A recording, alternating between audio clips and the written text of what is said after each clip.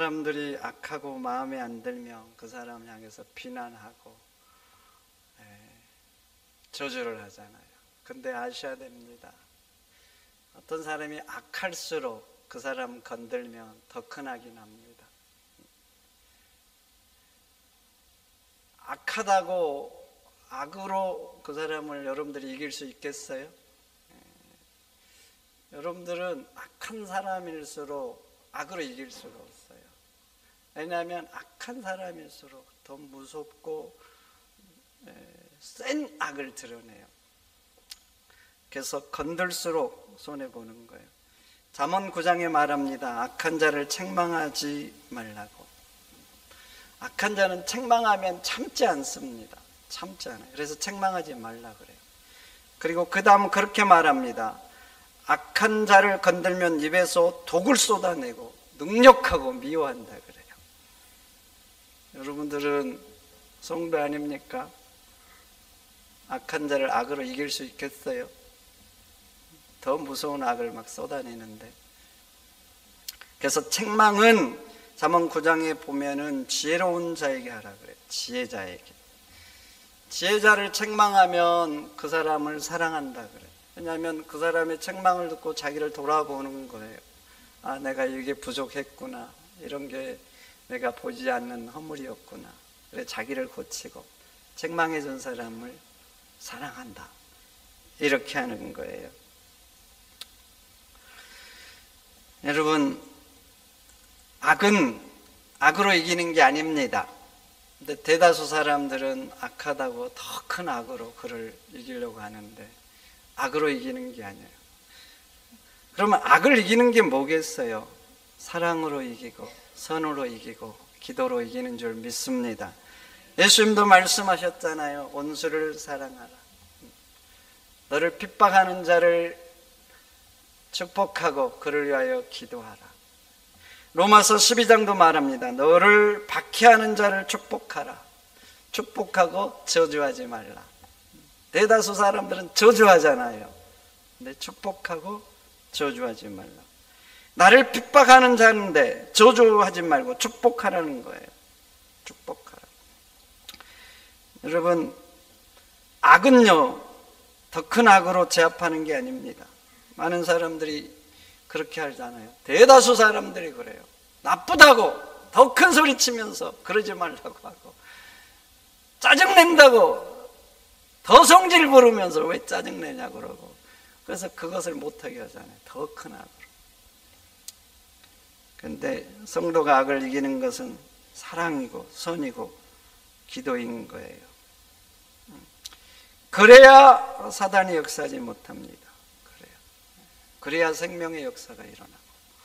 그러니 여러분, 핍박하는 자가 있더라도 저주하지 마시고 축복으로 승리하시기를 축원드립니다. 그럼 누가 그렇게 할 수 있겠어요? 과연 누가 그럴까요? 그 심령에 예수 그리스도가 살아 역사하는 사람이 이렇게 할 수 있어요. 성령 충만하고 성령이 지배하는 사람, 이 사람이 이렇게 할 수 있어요. 그래서 핍박하는 자를 저주하지 않고 축복하는 것은 세상 사람의 윤리가 아닙니다. 그래서 세상 윤리는 그렇게 가르치지 않아요. 왜 세상 윤리가 아니에요? 세상은 도저히 그렇게 할 수가 없어요. 도저히. 누가 그렇게 하겠어요? 보복하지 않으면 다행이지. 그렇게 할 수 없어요. 그래서 세상 윤리가 아니고 이것은 하나님 자녀의 윤리, 천국 백성의 윤리인 거예요. 윤리. 베드로전서 3장 9절, 악을 악으로 욕을 욕으로 갚지 말고 도리어 복을 빌라. 여기도 보세요. 도리어 복을 빌라. 도리어 복을 빌라. 그 다음, 이를 위하여 너희가 부르심을 받았으니. 그렇게 하기 위해서 세상 가운데 너희가 그런 존재가 되기 위해서 부르심을 받았다는 거예요. 그리고 그 다음 봐보세요. 이는 복을 이어받게 하려 하심이라 그래요. 복을 이어받게 하려고. 그래요, 우리는 악한 자에게도 축복의 통로가, 다시 말하면 하늘의 복, 하나님의 복을 이어주는 사람이 되기 위해서 부름을 받았다는 거예요. 근데 예수님이 그러셨잖아요. 예수님. 우리가 아직 죄인 됐을 때 십자가에 죽으셨어요. 뭐 선하고 뭐 가능성이 있고 이래서 십자가에 적은 게 아니에요. 여전히 약하고 심히 이기적이고 마음에 안 들면 인정사정 없고 우리 인간이 이러잖아 이래. 그런데 이럴 때 우리를 위하여 십자가에 죽으신 거예요. 그래서 우리를 하나님 자녀 삼으셨고 천국을 주신 거예요. 그러니까 여전히 죄인이었잖아요, 죄인. 그런데 하나님께서 하나님과 우리 사이의 중보자가 되어서 하늘에 있는 복을 죄인인 우리, 악한 우리에게 이어주시는 존재가 된 거예요. 그런데 우리도 그러기 위해서 불렀다는 겁니다. 그러니 성도 여러분, 여러분도 예수님처럼 세상에서 복을 이어주는 축복의 통로가 되시기를 축원드립니다. 그럼 보세요. 내가 축복을 하잖아요. 축복을 했어요. 악한데 그 사람이 하나님 보시기에 도저히 그 축복을 내가 복을 빌어주는데 받을 만한 상태가 안 되는 거예요. 그러면 그 복이 어떻게 될까요? 땅에 떨어지고 없어질까요? 마태복음 10장은 그렇지 않습니다. 너희가 빌었던 그것이 그 집에 합당치 않으면, 합당하면 그 집에 임하지만 합당치 않으면 너희가 빈 것이 너희에게로 돌아올 것이라 그래요. 예수님 말씀입니다. 합당하면 그가 받겠지만 빈 것이 합당하지 않으면 너희에게로 돌아올 것이다. 악합니다. 핍박합니다.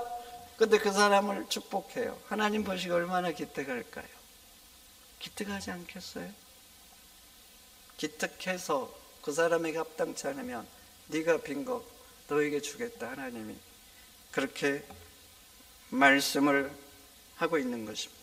그럼 이제 다른 관점에서 생각해 보세요. 내가 누군가를 저주하고 악담했어요. 그러면 그 저주가 그 사람에 합당치 않으면 그 저주는 어떻게 될까요?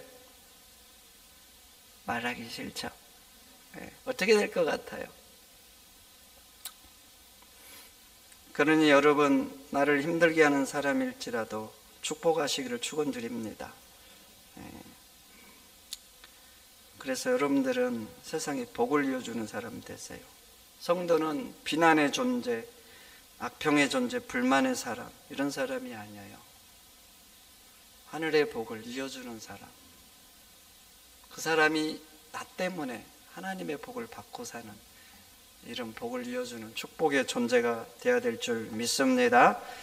그러면 여러분들이 가장 축복해 줘야 될 사람이 누굴까? 바로 여러분들 자녀들이죠. 자녀들. 하나님은 부모에게 자녀를 축복할 영적인 권위를 주셨습니다. 그러니 마음을 다해서 매일 때마다 자녀를 축복해 주시기를 축원드립니다. 절대 자녀에게 악담하지 마세요. 악담, 저주하지 마시고. 부모들도 인간이고 속에 악이 있으니까 마음에 안 들면 성질내고 함부로 말하고 악담하고 그런 부모들 있잖아요. 그러시면 안 됩니다. 안 돼요. 민수기 14장 말씀 너무나 잘 아는 말씀 있죠. 내가 나의 삶을 두고 맹세하노니 너희 말이 내 귀에 들린 대로 너희에게 행하리라. 하나님께서 이스라엘 백성들에게 하신 말씀 아닙니까? 너희 말이 내 귀에 들린 대로 하겠다고. 하나님보다 위대한 존재가 없어서 하나님은 뭔가를 맹세할 때 자기를 두고 맹세합니다. 그런데 민수기 14장에 자기를 두고 한 맹세가 뭐예요?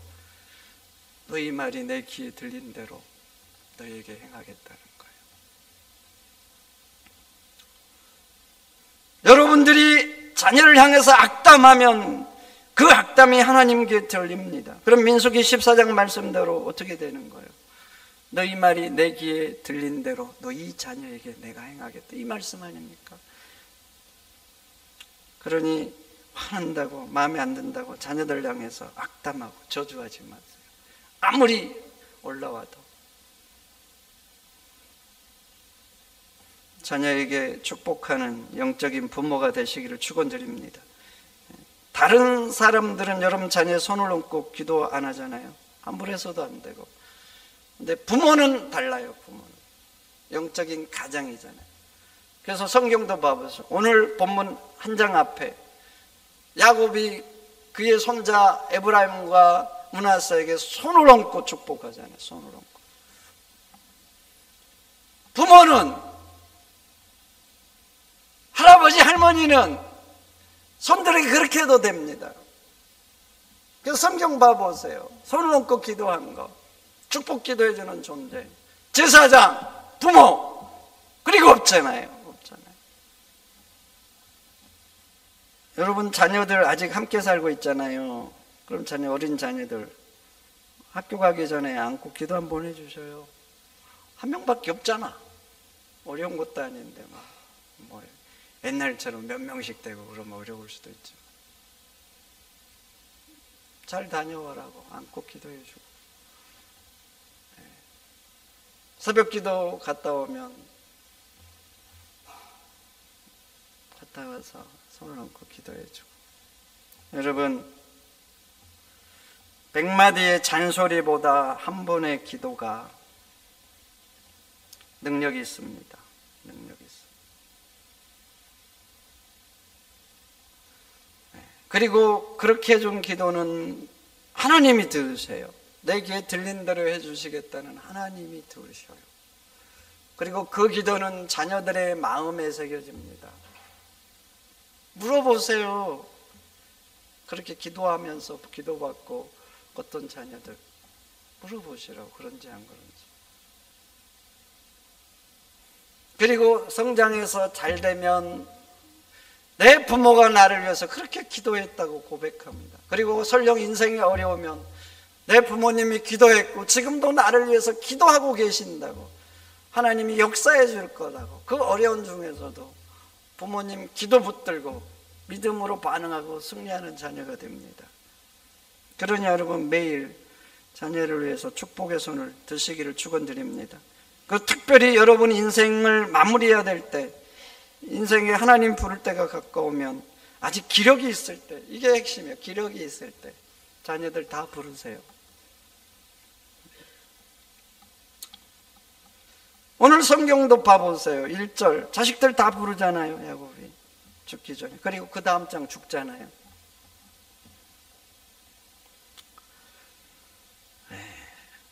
그 부모가 죽기 전에 자녀를 향해서 축복한 축복은 마음에 깊이 새겨집니다. 여러분, 인생이 얼마 남지 않았다 부르시기 바랍니다. 매일 자식을 위해서 기도하지만, 맞아요, 부모만큼 간절한 마음으로 자식을 위해서 기도하는 존재가 어디 있겠어요. 그러나 인생의 마지막이 오면 기도하시고, 그리고 때마다 아직 품에 있을 때는 더 안고 머리에 손을 얹고, 그렇게 매일 축복하는 부모가 되시기를 축원드립니다. 그런데 이제 오늘 이제 야곱이 요셉에게 하는, 이제 다 자식들에게 분량대로 축복을 해주는데, 오늘 이제 특별히 요셉, 제가 요셉이 설교를 새벽기도 했는데 언젠가 한번 해야 되겠다 이 마음이 들더라고요. 저한테도 감동인 거예요. 근데 요셉에게 하는 축복을 봐보세요. 22절. 요셉은 무성한 가지라고 합니다. 얼마나 무성했던지 그 가지가 담장을 넘어갔다 그래요. 요셉은 애굽에서 어떤 나무보다 거목이 되었어요. 그리고 그 가지가 그 애굽을 넘어간 거예요. 넘어가 열방으로 뻗어갔죠. 그래서 그 무성하게 자란 그 담장이 넘어간 그 가지 밑에 봐보세요. 자기 가나안 약속의 땅에서 고생하던 자기 70명의 가족들도 그 가지 밑에서 안식을 얻고, 또 그때 근동이 기근이 들어가지고 심히 어려웠잖아요. 근데 요셉이라는 이 담장을 넘어가는 그 무성한 가지 밑에서 그 열국이 쉼을 얻잖아요.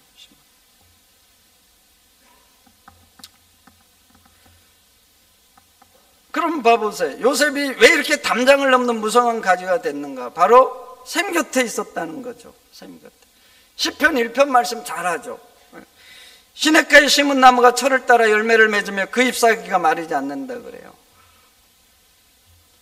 왜 이 나무가 철을 따라 열매를 맺고 잎사귀가 마르지 않는 거예요? 시냇가에 있기 때문에 그래요. 이스라엘 땅은 물을 저축하지 못한 땅이라고 합니다. 성경에도 그렇게 나와요. 비가 오면 우리 땅은 스며들고 물을 저축해요. 거기는 다 흘러가요. 그러니까 비가 안 오면 당장 고대에는 흉년이 되는 거예요. 그런데 다른 곳에는 봐보세요. 그렇게 비가 오지 않고 가뭄이 들면 메말르면 나무들이 시들하고 열매를 맺지 못하는데, 이 나무는 철을 따라 열매를 맺고 잎사귀가 마르지 않는 거예요. 왜 그래요? 시냇가로부터 물을 공급받잖아요. 그런데 요셉이 그런 거예요. 바로 생명의 샘이 되시는 하나님 곁에 있었고, 하나님이 요셉의 인생에 물을 대어 주신 거예요. 그러니까 요셉이 자라가지고 담을 넘을 정도로 무성하게 된 겁니다. 그런데 요셉 스스로는 절대 이렇게 무성한 가주가 될 수가 없어요. 요셉의 인생 봐보세요. 메마르다 못해 황폐하잖아요. 그런 인생에서 무슨 풀 한 포기가 자라겠어요? 무슨 풀 한 포기가 자라요? 요셉 형들의 미움을 받아서 노예가 됐습니다. 노예라는 것을 여러분들은 쉽게 생각하는데 쉬운 게 아니에요.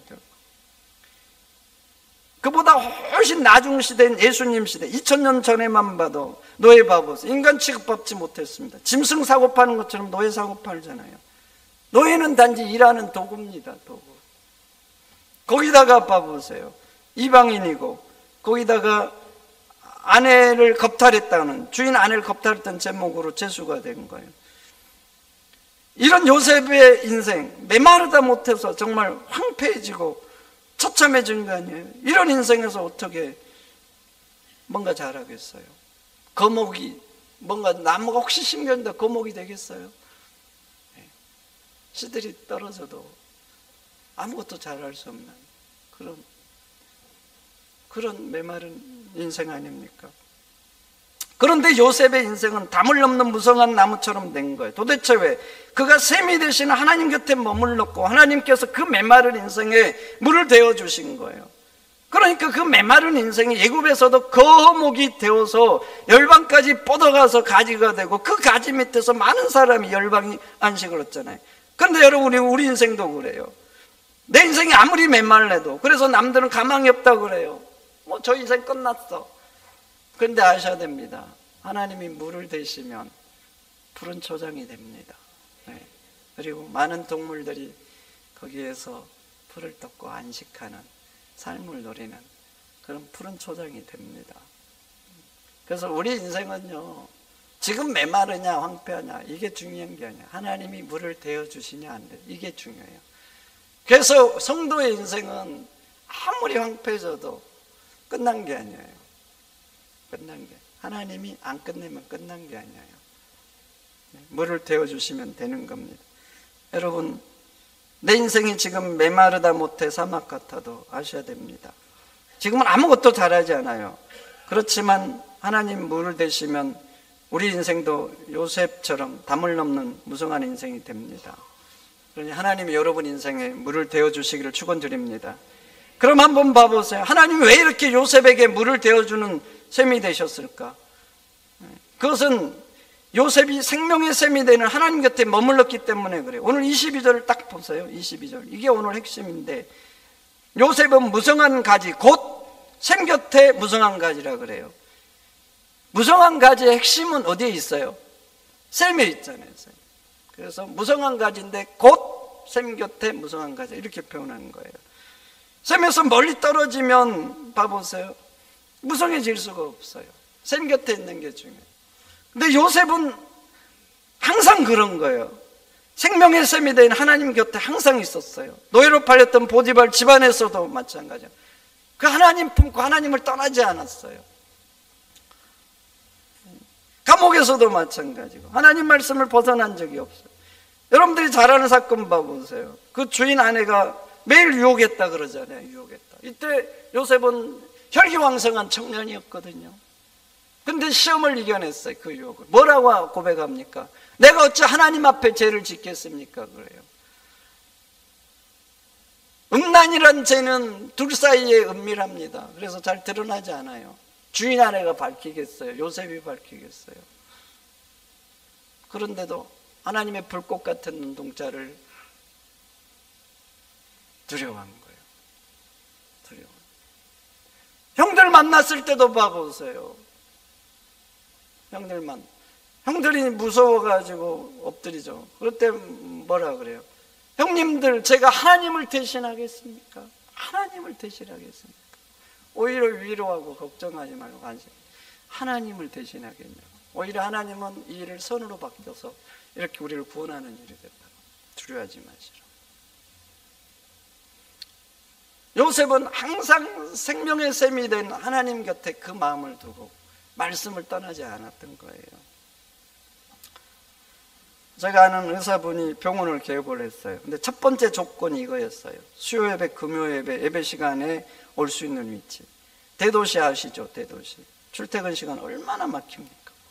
제가 학교 박사과정 할 때 새벽 기도 끝나고 일부 새벽 기도 끝나고 외곽 타고 갔습니다. 근데서 새벽인데도 그 서울의 외곽 그 출퇴근에 막혀. 새벽인데도. 돌아올 때는 어쩔 수 없이 이제 퇴근 시간에 걸리는데 막 미칠 것 같아요. 뭐 88이나 이렇게 그 한강 이쪽에 타고 넘어오는데 뭐 여기저기 막히니까 외곽 다시 저 돌아오든지 다시 그렇게 하라면 못할 것 같아요. 너무 힘들어서 차들 때문에. 그러니까 퇴근 시간 하면 이렇게 차가 막히니까 거리가 중요한 거예요. 거리. 수요예배 금요일에 올 수 있는 거리. 병원 개업하면 돈이 많이 들어간다고 하더라고요. 저는 개업 안 해봐서 몰라요. 근데 많이 들어간대요. 그러면 목 좋은 자리 찾아야 될 거 아니에요. 빨리 그 투자한 거 회수하고 돈도 벌어야 될 텐데. 이분의 첫 번째 거리예요. 수요예배 금요일에 올 수 있는 거리. 물론 그리고 이제 목 좋고 뭐 장소 좋고 이런 것도 찾았겠지만 어찌됐든 첫 번째는 그게 아니었어요. 예배 올 수 있는 자리. 그 마음이 하나님 곁에 머물고 있는 거죠. 머물고 있는. 근데 요셉이 그런 거예요. 인생이 아무리 힘들어도 세상이 어떻게 변해도 유혹해도 생명의 샘이 되신 하나님 곁에 머물면서 말씀 붙들고 산 거예요. 그러니까 하나님이 그 인생에 물을 데워 주신 거예요. 그래서 요셉은 노예였고 이방인이었고 죄수였음에도 불구하고 하나님이 물을 데워 주시니까 그 인생이 담을 넘는 인생이 무성한 가지처럼 담을 넘어가는 그런 인생이 된 겁니다. 성도 여러분, 여러분도 생명의 샘이 되신 하나님 곁에 머무시기를 축원드립니다. 여러분들 마음은 어디에 있습니까? 어디에 가 있어요? 한번 잘 생각해 보세요. 내 마음 하나님께 가 있는지 세상 저 어디 가 있는지 어디에 가 계시는 거예요? 아니면 저 돈 버는 데 가 있는지 아니면 뭐 재밌는 일에 가 있는지 내 마음이 어디 있는 거예요 지금? 다 잡아오시기를 축원드립니다. 하나님 곁으로 잡아오세요. 여러분 눈은 어디에 머물고 있습니까? 시편 전야는 주야로 내가 주의 말씀을 묵상한다 이러잖아요. 여러분 눈은 어디에 머무냐고. 여러분 몸은 어디에 머물고 생명의 샘이 되신 하나님 곁에 머물도록 하십시오. 그러면 언젠가 여러분 인생 하나님 물을 데워 주시면 요셉처럼 담장을 넘는 무성한 가지가 될 겁니다. 그럼 그 가지 밑에서 여러분 혈족들도 이웃들도 사람들이 안식을 얻게 될 거예요. 하나님 곁에서 살아가는 여러분들이 되시기를 축원드립니다. 축원드립니다.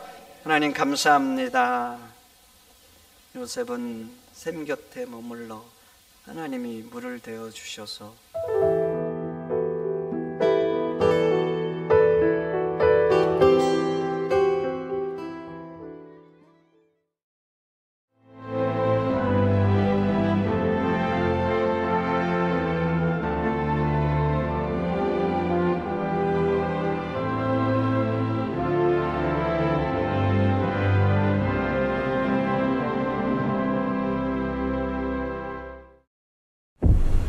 최적의 산업 인프라, 편리한 교통 인프라, 대표 2차전지 클러스터, 미래형 신산업, 해안관광의 중심지, 살기 좋은 정주 환경, 미래를 여는 투자 중심지, 광양만권 경제 자유구역.